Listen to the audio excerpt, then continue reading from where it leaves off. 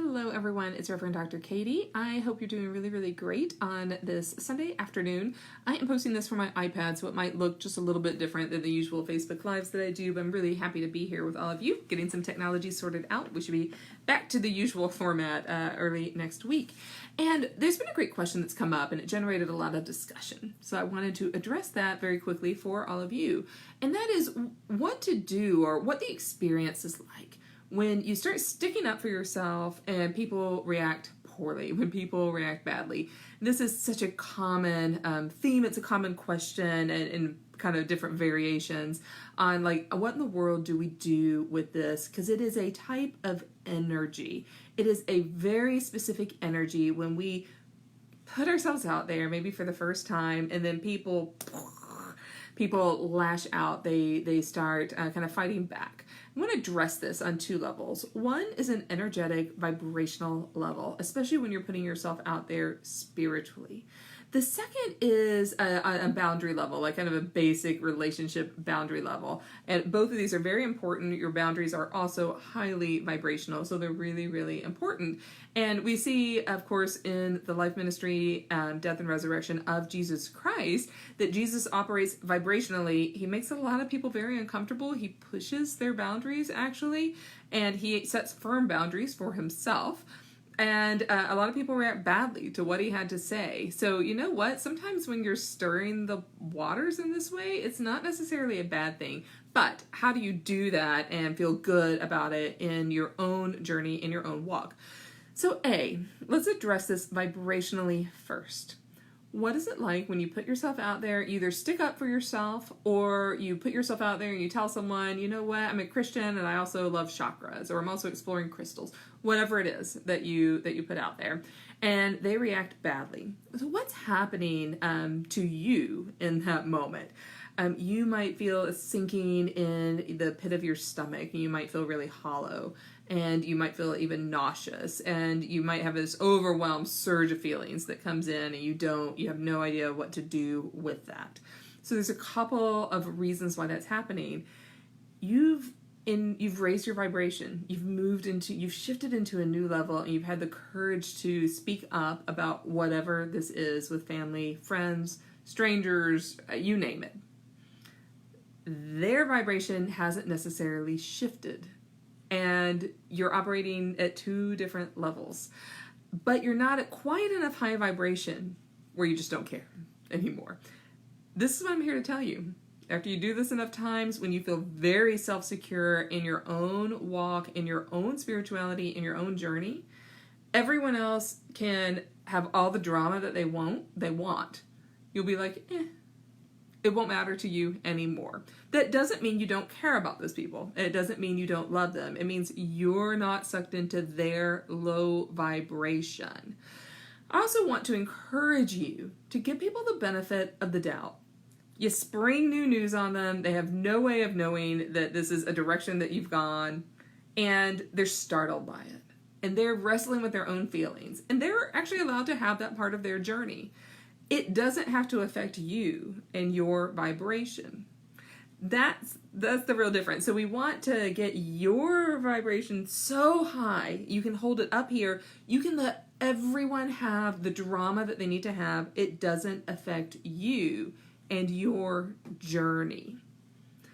That's what we're after. So you're ascending so high, and you can actually hold the space for all of these people.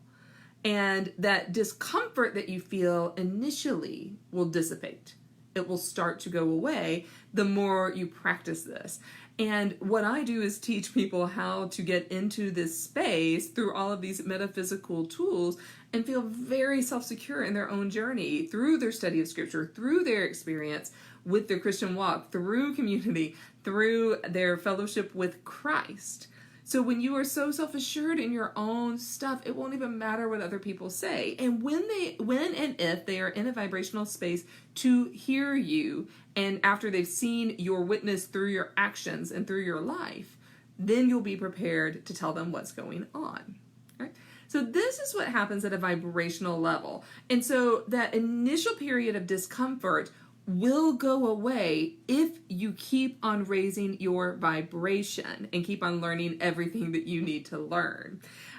If you do it once and then stop, you're going to sink right back down and you're going to have to start this process all over again. There's no need to repeat it if you don't have to, right? So that's the vibrational level. The second level is a boundary level. This is especially hard if you are a woman or have been conditioned as a woman in our society. We are not taught to draw good, emotional, spiritual, healthy, ethical boundaries for the most part. We are taught, and most of you are empaths, and so we are taught if someone has a problem, it is your job to fix their problem. That's actually not true. And think about it. Do you really want someone coming in and trying to fix your problems, or do you want to have enough self-autonomy and high vibration in yourself to raise up so that you discover those solutions and you do that as part of your spiritual journey? Other people also need to be allowed to do that. But we have such a porous relationship with our boundaries, me included, y'all. Like I'm right up there with you. I've been there. But now in my life, I have been able to draw really, really good boundaries that don't get so eroded. And those emotional boundaries serve to let you function at the highest vibration that you can.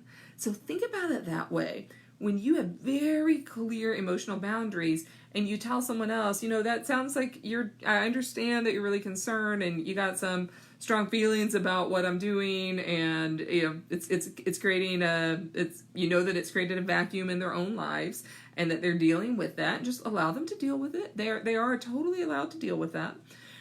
And when that's happening, you're holding your vibration way up here and you're like, but this is the boundary actually on what you can say or what you can do. If you don't hold that boundary, then I'm sorry. And you choose your next action. But you don't actually have to entertain people slandering you or people saying unkind things. That's actually not your job. But many of us are trained to believe that it is our job. So, when I work with people one-on-one, these are some of the great things that we're able to work with and really set your metaphysical, spiritual, energetic boundaries around you so that you can do all of these things and more. Because think about it. If you're busy taking care of everyone else's drama and how they feel about you and your spiritual path, you're not actually attentive to your spiritual path, and you're not attentive to all the people that you are called to help. So this is all kind of a part of the journey that does not have to actually be that turbulent. And the quicker you can get through it, the quicker you can get these tools in place for yourself, the less you have to deal with it.